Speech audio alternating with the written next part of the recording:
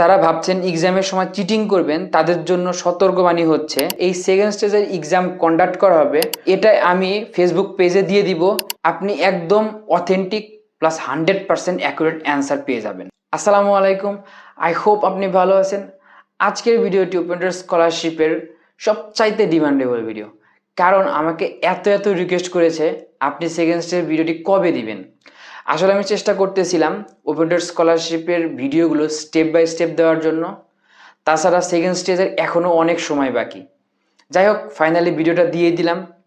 এই ভিডিওতে অনেক ইনফরমেশন রয়েছে, প্রতিটা সেকেন্ডে ইনফরমেশন, তাই আপনি চেষ্টা করবেন ফুল ভিডিওটি দেখার জন্য। সো চলুন শুরু করা যাক। প্রথমেই আলোচনা করব রুলস নিয়ে। ওপেন ডোরসের ওয়েবসাইটে গেলে রুলস এই অপশনটি পাবেন। এখানে আসার পর দেখতে পারবেন সকল বিষয়ে রুলস দেওয়া আছে। রেজিস্ট্রেশন নিয়ে, first stage, second stage, result নিয়ে সকল বিষয়ে রুলস দেওয়া রয়েছে। তাই আপনি এই নিয়মগুলো ভালোভাবে পড়ে নেবেন। আর আমি সেকেন্ড স্টেজের কয়েকটি রুলস নিয়ে আলোচনা করব, যেগুলো সেকেন্ড স্টেজের জন্য খুবই গুরুত্বপূর্ণ। ফার্স্ট যে জিনিসটি মাথায় রাখবেন, আপনাকে নভেম্বরের 28 তারিখ থেকে ডিসেম্বরের 1 তারিখের মধ্যে সেকেন্ড স্টেজের রেজিস্ট্রেশন করতে হবে। আপনি যখন ফার্স্ট স্টেজে সিলেক্টেড হবেন, এরপর আপনার অ্যাকাউন্ট বা পোর্টালে নতুন করে সেকেন্ড স্টেজ এই ট্যাব যুক্ত হবে। এরপর আপনি অবশ্যই রেজিস্ট্রেশন করবেন, আর যদি না করেন তাহলে কিন্তু এক্সাম দিতে পারবেন না। এবং আপনাকে অবশ্যই আপনার পার্সোনাল ইনফরমেশন, পাসপোর্টের ক্লিয়ার স্ক্যান কপি অ্যাটাচ করতে হবে। সেই সাথে আপনাকে সেকেন্ড স্টেজের এক্সামের জন্য টাইম স্লট সিলেক্ট করতে হবে। কিভাবে আপনি রাশিয়ান টাইম থেকে বিডি টাইম বের করবেন সেটা এই ভিডিওতে আলোচনা করেছি, আপনি চাইলে এই ভিডিওটি দেখতে পারেন। যাই হোক, আপনাকে মেইলের মাধ্যমে বা পোর্টালে এই বিষয়ে ইনস্ট্রাকশন দেওয়া হবে, আপনি অবশ্যই সেটা ফলো করবেন। এবং মনে রাখবেন, এই স্কলারশিপের সকল ইনফরমেশন মেইলের মাধ্যমে দেওয়া হয়, তাই আপনি অবশ্যই প্রতিদিন একবার হলেও আপনার মেইল চেক করবেন। সেকেন্ড যেটা মনে রাখবেন, এই সেকেন্ড স্টেজে টোটাল 3 ঘন্টার সময় দেওয়া হবে।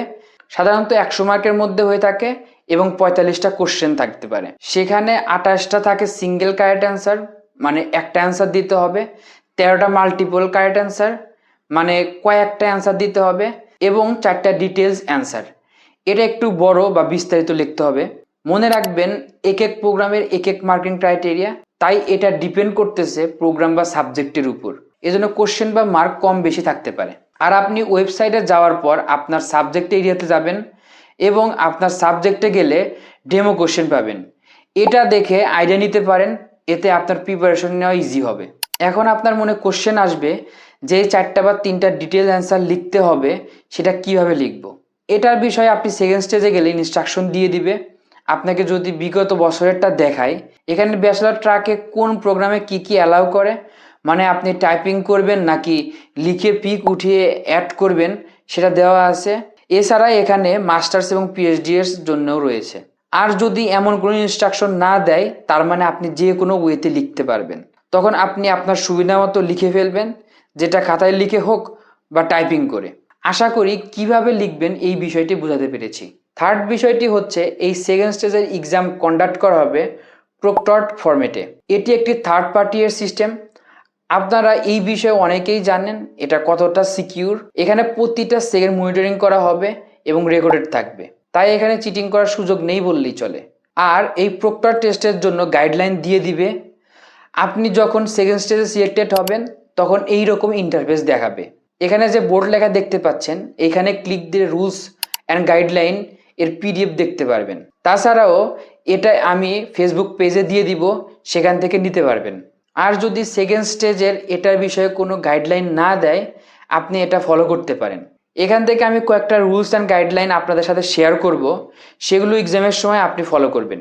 আপনাকে আবারও বলি, আপনি যখন সেকেন্ড স্টেজে সিলেক্টেড হবেন তখন রুলসগুলো আপনার পোর্টালে দেখে নেবেন। আমি যেটা দেখাচ্ছি এটা প্রিভিয়াস ইয়ারের, আপনাদের জাস্ট ধারণা দেওয়ার জন্য।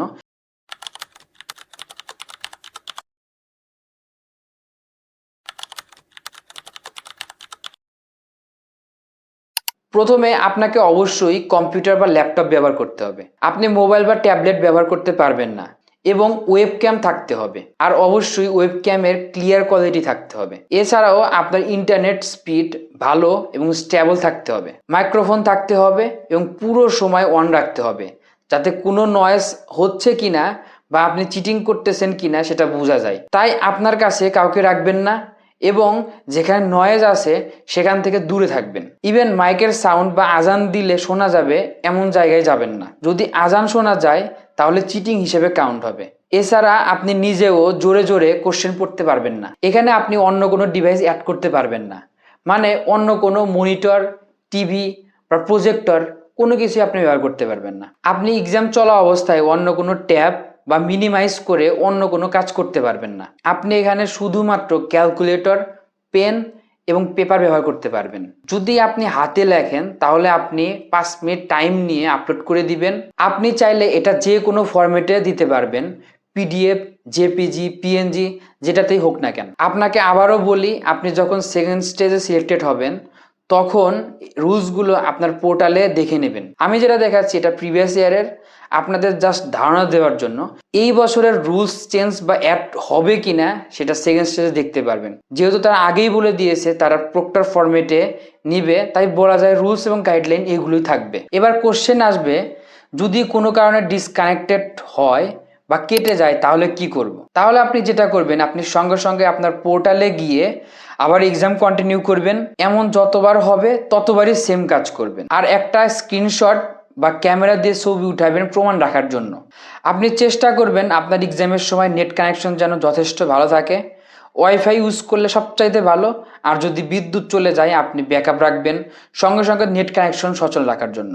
আর যদি এমন হয় যে আপনার সাথে কোনো প্রবলেম হয়নি, ওপেন ডোর্সের পোর্টালে হয়েছে, যেমন আপনি এক্সাম দিতে পারতেছেন না, লগ ইন হচ্ছে না, টেস্ট সেশনে গেলে কোনো কিছু কাজ করতেছে না, বা টেস্ট সেশনে গেলে আপনাকে বের করে দিচ্ছে, এমন যদি হয় ওপেন ডোর্স অথরিটি থেকে আপনাকে আবার এক্সাম দেওয়ার সুযোগ দিবে। আপনাকে তখন আবার টাইম সিলেক্ট করে আবার এক্সাম দিতে হবে। অবশ্যই সেটা অন্য রেটে হবে। যাই হোক, সেটা আপনাকে জানাবে মেইলের মাধ্যমে। কারণ এই সমস্যা শুধু আপনার একার না, সবারই সেম সমস্যা থাকবে। এখন আবার ধরেন এক্সামের সময় শুধুমাত্র আপনার একার সমস্যা হয়েছে, যেমন হঠাৎ করে রুমে কেউ চলে এসেছে, সেটা ক্যামেরায় রেকর্ড হয়েছে, কারেন্ট চলে গেছে, নেট ডিসকানেক্টেড হয়েছিল, আজান বা মাইক সাউন্ড শোনা গেছে, বা যেই সমস্যাই ফেস করেন না কেন আপনি প্রথমে চেষ্টা করবেন সেটার প্রমাণ রাখার। এরপর এক্সাম শেষ করবেন এবং যদি এমন হয় যে কন্টিনিউ করতে পারতেছেন না, আপনি তখনই এই সাপোর্টের মেইল অ্যাড্রেসে দেওয়া সেটাতে মেইল করবেন। এই দুটোতেই সেম মেইল দিবেন, অবশ্যই ইংলিশে লিখবেন। আপনি আবার এই মেইল অ্যাড্রেসে দিতে যাবেন না, আপনার পোর্টালে যেটা দেখাবে সেটা দিবেন। এটা আপনাকে জাস্ট ধারণা দেওয়ার জন্য দেখাচ্ছি। এরপরও যদি কোনো কারণে সমস্যা হয়েই যায়, বা যারা ভাবছেন এক্সামের সময় চিটিং করবেন তাদের জন্য সতর্কবাণী হচ্ছে এই যে এই রকমের স্ট্যাটাস দেখবে। শুধু তাই না, যারা প্রক্টর রুলসের ব্যতিক্রম করবে তাদেরও এই রকমের স্ট্যাটাস দেখাবে।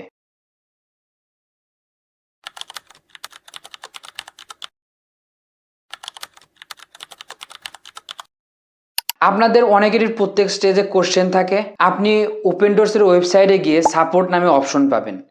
এখানে দেখতে পারবেন প্রত্যেক স্টেজে আলাদা আলাদা কোশ্চেন এবং আলাদা আলাদা অ্যান্সার। আমি আপনাকে যেগুলো শেয়ার করেছি এবং এরপরও যদি কোনো বাদ থাকে আপনি এখানে দেখবেন। আশা করি এখান থেকে আপনার কাঙ্ক্ষিত অ্যান্সার পাবেন। এছাড়াও আপনি যদি ওপেন ডোর্স ওয়েবসাইটে গিয়ে একদম নিচের দিকে আসেন, সেখানে কন্ট্যাক্ট আস নামে অপশন পাবেন। এখানে আপনার নাম, মেইল অ্যাড্রেস এবং আপনার কোশ্চেন ইংলিশে লিখে টিক মার্ক দিয়ে সেন্ড করে দিলে আপনি একদম অথেন্টিক প্লাস 100% অ্যাকুরেট অ্যান্সার পেয়ে যাবেন। ওনারা সাধারণত 24 ঘন্টার মধ্যে অ্যান্সার দিয়ে থাকে। যাই হোক, আমার মনে হয় সেকেন্ড স্টেজের এক্সাম শুরু থেকে শেষ পর্যন্ত সকল বিষয়ে কভার করে ফেলেছি।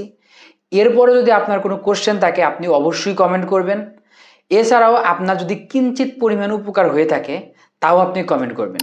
ইনশাল্লাহ নেক্সট ভিডিওতে আলোচনা করব আপনি কিভাবে কম্পিউটার বা ডেস্কটপ সেট আপ করবেন এবং কম্পিউটার বা ডেস্কটপে প্রক্টর অ্যাক্সেস এটা চেক করবেন কিভাবে।